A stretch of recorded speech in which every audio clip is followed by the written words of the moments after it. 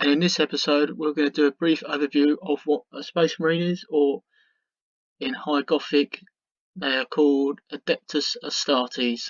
Eat bolt gun! In the distant future, the Emperor of Mankind created 20 Primarchs, genetically engineered superhumans, possessing immense physical and psychic power, created from modified strands of his own DNA.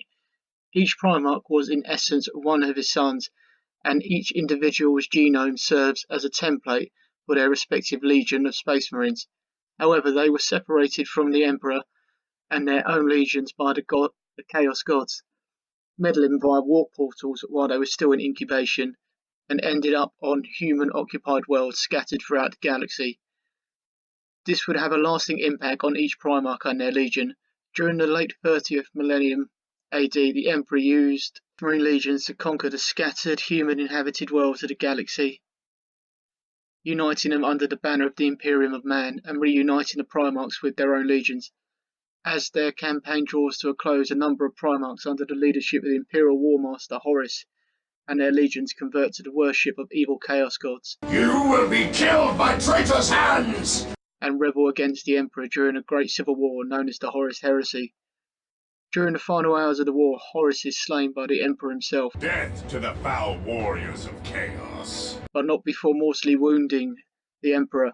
The Emperor is rescued by Primarch Rogodorn and hooked up to a life support of the Golden Throne, where his body has rotted away over 10,000 years and is now little more than a pile of bones. The rebels are ultimately defeated and banished to the realm of the Warp, though they continue to harass and threaten the existence of the Imperium as Chaos Space Marines,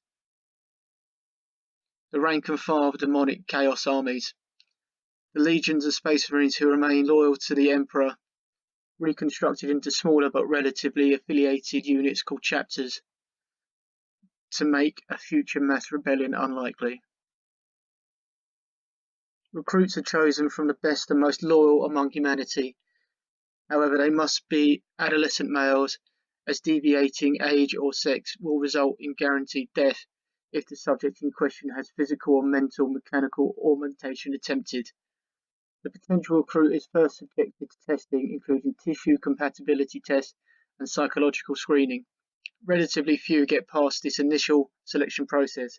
Those that do not pass are termed neophytes, and the process continues with the surgery, indoctrination, conditioning and training that will make them Space Marines. Those that survive but fail from surgery or screening are either retained as chapter serfs or sometimes mechanically augmented and turned into semi-sentient servitors to serve the chapter, mainly under the command of the Adeptus Mechanicus, members of said chapter who perform most tasks involving creation of maintenance of technology. The surgical process takes a great deal of time and pain, sometimes even being lethal. The recruit receives the gene seed implants, along with chemotherapy, hypnotherapy and training necessary for allowing the function and development of the implanted organs. The implant transforms their bodies and minds and gives them near superhuman abilities. Some notable abilities and attributes include greatly enhanced strength, unnatural reaction time, much increased physical durability, strongly acidic saliva, a closed gland that is harvested by an apothecary, Marines at death for new gene seed spores, and operating for long periods without sleep by temporarily switching off parts of their brains. After this implantation process is initiated and after associated training is taken, the recruit becomes a Scout Marine and charged with assassinations, infiltrations, reconnaissance and other duties related to light and mobile forces. Intense indoctrination and conditioning strengthens the recruit's resolve and increases mental abilities, honing them into dedicated merciless warriors that become fiercely loyal to the Emperor. After more general training and the completion of their mechanical augmentations, they will join the chapter as full battle brothers, a term used by Space Marines to refer to others in their chapters. Space Marines are organised into chapters, which typically contain about 1,000 Space Marines, plus an unspecific number of initiates, support staff, and Adeptus Mechanicus maintenance units.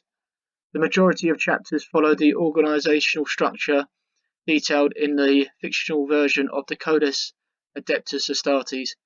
Typically, each chapter is arranged into 10 battle companies of 100 soldiers each, led by a captain. The first company of a chapter is usually composed of veterans, privileged with suits of tactical dreadnought armor, aka Terminator armor, and the 10th company is usually formed by newly founded recruit Marines serving as scouts.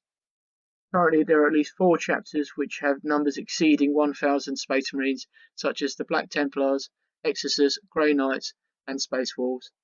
Even then, with their larger than normal number of troops count, these chapter numbers pale in comparison to the original Astartes legions, the latter often having numbers reaching tens of thousands of men or more. Each chapter is a fully integrated and very heavily equipped military unit, possessing incredible resources such as multiple starships, aircraft units, and land vehicles. A chapter's main headquarters is its fortress monastery, which could either be a citadel located on a planet or a very large starship.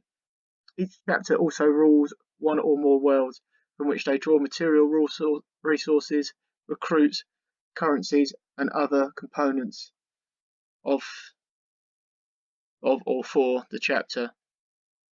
Each chapter is led by a chapter master. Chapter master rank among the Imperium's highest elite.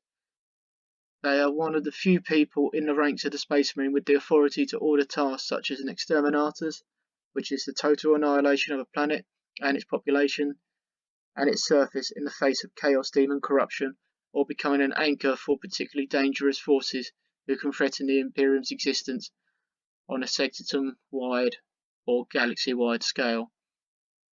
Each chapter is almost completely autonomous, and there is no higher authority that commands all Space Marines, except for the Emperor and the loyalist Primarchs to a small degree. Nonetheless, any chapter may be subjected to censor or even